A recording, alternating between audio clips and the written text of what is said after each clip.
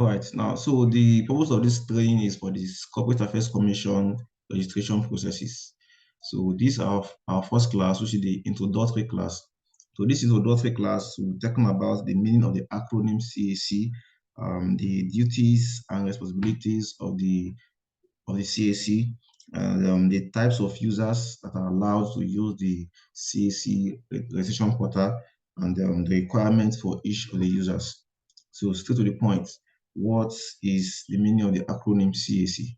As you can see on my screen, the acronym CAC stands for the Corporate Affairs Commission. The Corporate Affairs Commission. So when we say the Corporate Affairs Commission, they are a body, they're one of the federal government parastatals that are saddled with the responsibilities of carrying out all corporate businesses in the whole of Nigeria. That is anything that has to do with businesses, the registration of businesses, because every businesses that are supposed to operate in Nigeria are supposed to be registered under the law. So the CAC are the body, they're part of the government's federal government parastatals that are saddled with the responsibilities of incorporating any form of businesses that is to take place within the shores of Nigeria. Any business that is to operate within the four corners of Nigeria are supposed to be registered under the federal government. And the body that are in charge of that registration is what we call referred to as the Corporate Affairs Commission. So anybody that have the intention of running a business in Nigeria, they are supposed to register that business under the law through the CAC. So now, even a foreigner can also run a business in Nigeria. Like we all know, we have some foreign-based, we have many foreigners that are running businesses in Nigeria. So those businesses are also registered. In as much as the business address is going to be in Nigeria, the company has to be registered with the Corporate Affairs Commission. But in Nigeria trying to run a business offshore, outside the shores of Nigeria, the CAC does not have the power to register any businesses owned by a Nigerian, but outside the shores of Nigeria. Even if it's as close by as Ghana, the CAC does not have the right to register such business in Nigeria, except probably that business is going to have a branch in Nigeria. So that branch in Nigeria has to be registered under the Corporate Affairs Commission. So that's one of the major duties of the CAC. Now, another responsibility of the Corporate Affairs Commission is that they try to, all the rules and regulations, all the laws that are binding on every registered businesses in Nigeria are created by the Corporate Affairs Commission. So they have they have rules here. Now, every now and then, they incorporate new rules that has to do with incorporating the business into the law. So for the past few years, just for the past few years, that is when they incorporated this portal. Initially, all registrations are done with paperwork. You go to their offices. They have offices in every state capital in Nigeria. They have their offices there. So we go there to fill the business details manually. But as the world is evolving to a technological space, so they also have to improve by coming to the portal. Around 2016, 2015, 16, 17, 18, and the portal, and up to 2019, it is to be partially digital and partially manual. That is, we start the incorporation on the internet, and we have to go and complete it in their state offices and collection of certificates and other documents. But since 2020, everything has become fully digital. That you don't need to go to any of their branch state offices for anything.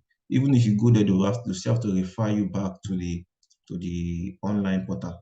So that was around 2020. So we'll call it the CAMA 2020. You can see it here, CAMA 2020. So that is when they did a lot of reviews concerning the registration process of the CAC.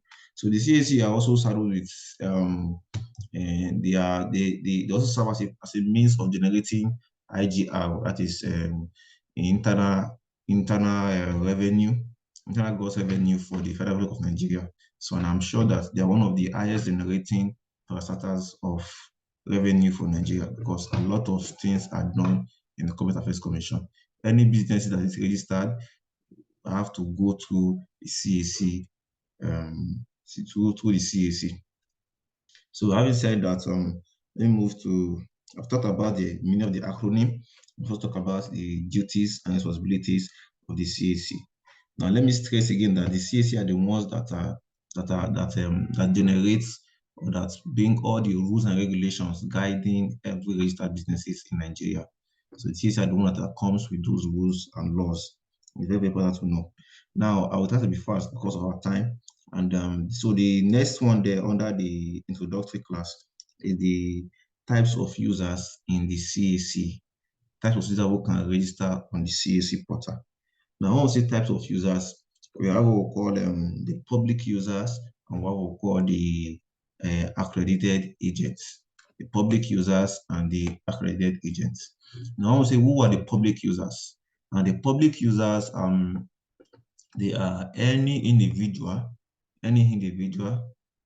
be it Nigerian or a non-Nigerian, who wants to register his or her businesses personally. The public user is any individual who have access to the internet, will definitely have an access to the CAC registration portal, so that wants to register his business. So you go to I will still come to the steps of registering users, of registering user accounts. I'm just trying to explain types of user we have. So we have the public user and we have the accredited agent. The public user is anybody who deems fit that he knows how to operate the computer, have knowledge of the internet, and wants to register a business for a personal use for himself or herself alone. So the person, you just have to go to the CAC, the CROP, because this page where I am now is the home page of the pre-incorporation portal.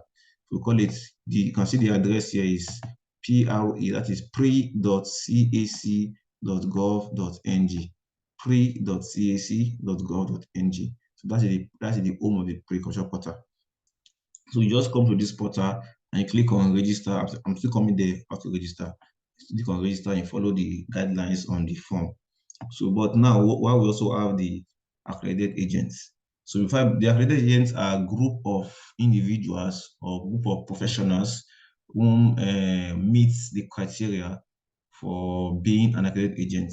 The accredited agents are a group of professionals whom the CAC has given the standard responsibility of carrying out registration of businesses, companies, associations, NGOs on behalf of the commission. So but these accredited agents, they are not just anybody. So they have to be, the CAC only approved 3 professions in Nigeria to carry out such registrations. 3 professions. The first one are the lawyers, the second one are the chartered accountants, and the third are the chartered secretaries. The lawyers, chartered accountants, and the chartered secretaries. So now, for not just anybody who study these 3 professions can do this as well. Not anybody. For you to be for a lawyer to be able to be given the access to an accredited portal, you need to be active in the NBA, the Nigerian Bar Association. You need to be an active and subscribed member. So which means if you want to register as an accredited agent, the first thing you need to do, you need to be among a member of the NBA as a lawyer. You need to be a member of ICANN as a chartered accountant. For chartered accountant, we have 2 bodies. We have the ICANN and the ANAN. So ICANN and ANAN. While for the secretaries, we also have 2 bodies. I don't know, I've forgotten their names right now. We also have 2 bodies. When we get there, I'll show you on the portal. So we have 2 bodies, the ICANN and the ANAN. So these 3 professions, if you are among any of the approved associations of those professions, and you have their certificates and you have a proof that you are a subscribed member, that means if you want to register as an agent with CAC for this year, that means if you are a lawyer, you must have your proof of payment, that is your subscription fee for the year 2023 with MBA. It's amongst the documents that you have to upload before they can approve you. If you're an accountant, you must have a certificate of membership with ICANN or ANAN and a proof of payment of 2023 subscription fee with ICANN or ANAN before you can be approved. Likewise for the bodies that are approved by the secretaries. So these are very, very important things. So now, having known the types of users we have the public users, and we have the public user doesn't need any requirements. What you just need is your NIN. What you just need is your NIN and maybe some of your details, your biodata, your NIN, your biodata, and the likes. So that's what the public user needs. Your NIN is very, very paramount. Your NIN, your biodata, your address, and the likes, so on and so forth. The date of birth, blah, blah, blah. So for accredited agents, those things I mentioned. So now, what are the differences between a public user and accredited agents? A public user, like I mentioned earlier, is just anybody who has the knowledge of the internet and wants to register a business or a company. So now, but these public users, they have limitations to how far they can go or how far they can use the CRP as the company registration portal. So now one of the limitations is that you can only open one account. And for every businesses that you register, you, the owner of that portal, you automatically become a member of the board of that business. Automatically. Because it's a public user account. So if my name is not Salahuddin Jamal, if I open a public user account, I fill in my details while creating the account. So after creating the account, my name is there automatically for any business I want to register using that account. I automatically become a member of that association, and you cannot edit it, you cannot delete it. Which means that if I want to register a company, when I get to the place of adding a director, the first director there will be me because I'm the owner of the portal and it's a public user account before I can add another person, which means that I cannot register businesses for people using my public user account. If someone going to business for me now, I cannot use my own portal, which I created for myself. I cannot use that portal to create an account for him, for that particular business client, because I will automatically become a member of and the first director of that particular business. Except maybe it's a joint business that I'm also a member of the board of trustees or board of directors. Definitely, there's nothing wrong in using my accounts to register such business. But if I'm not going to be among it, so I cannot use my public account, I can't use my public user account. So that's one of the limitations of the public user account, because you cannot register any businesses that you are not going to be among the board. So another limitation for the public user is that you can only register a business, that is, in quotes, if you are going to be a member of the board of trustees. So anything that has to do with post-information services, we'll get there. Post-information services, that is a business that has already been registered, and all the details that was submitted during registration, due to one reason or the other, there's call for that business to change some of those details, maybe like the business address, the business email address, the business phone number, or maybe the business location, or you want to change a director, you want to change a proprietor, you want to change a shareholder, or probably one of the shareholder is dismissed and you want to replace one that person, or maybe your shares, the shares of the company was initially 10 million and you want to increase that shares to 20 million. So all those things, we call them post-incorporation services. So a public user does not have an access to post-incorporation services. The only thing they can do is to register a business, to create an account and register a business that belongs to them, or a business that they are among the shareholders or the director, the proprietors of that particular business. Anything other than that, the public user cannot have access to it. Are you with me, sir? I'm with you. I'm following. All right, thanks. So now the accredited agent portal. So when we see the accredited agent portal, these, like I mentioned earlier, those professionals that are subscribed members of those particular associations that are approved by the CAC. So an accredited agent portal, unlike the public user accounts, an accredited agent can register multiple thousands of businesses, and he or she will not necessarily be or will not automatically be a member of those businesses, member of the owner of those businesses. So if it's a business that you want to become a member, you have to input your name manually among when you get to the forms of directors or forms of principal or forms of shareholder. But it's not like the public user account that you don't even have to input it. By the time you get to that section, your name is there automatically as the first director or the first shareholder or the first proprietor of that particular business. But for an accredited agent, you can register thousands of business without being a member of those without being a member of those businesses. So that's one of the great advantages of an accredited agent. So an accredited agent can also operate on the post-equation portal. And an accredited agent has the access to add or remove shareholder, change. So anything post-equation services, that is to change address, to change phone number, to change director, to change shareholders, anything that has to do with a business that has already been registered, that changes that they want to make changes to any of those information that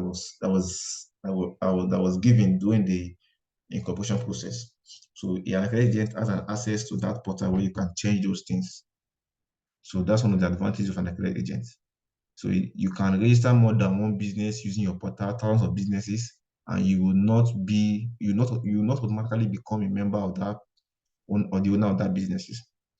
Likewise, you can access the the prosecution portal where you can do several things to a business or company that has already been registered.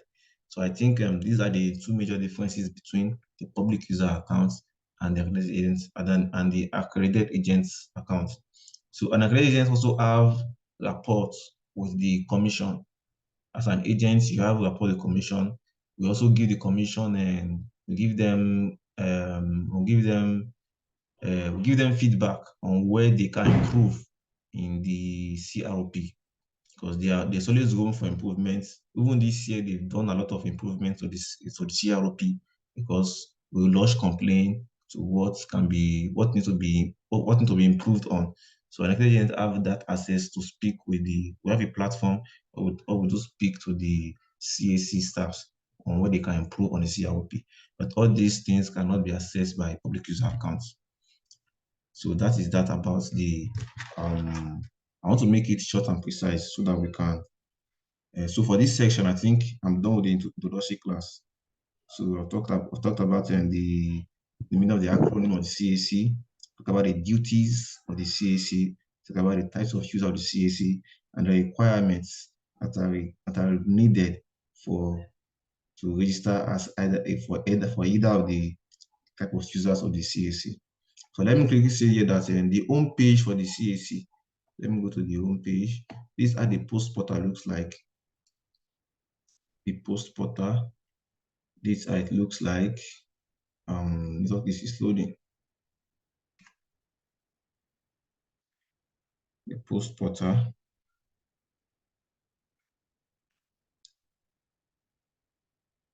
So this is the post portal, is loading, network is bad. So these are the pre-portal. This is the pre-portal, this is the home page. I'm still going to explain all this.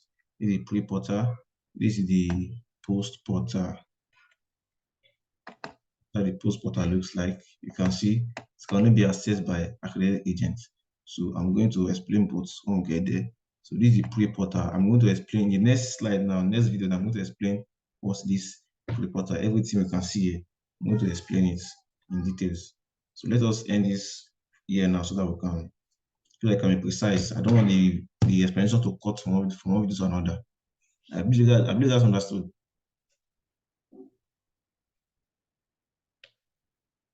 Hello, sir. Assalamu alaikum warahmatullah. Any question Yeah, concerning this aspect before we end this video and start another one? it's all understand. No problem. I Well, understand everything. understood. All right, alhamdulillah. So I will stop the class and I will share another link Okay. about the pre-question portal and the post-question portal. Okay. Yeah, thank you very much. Welcome, sir.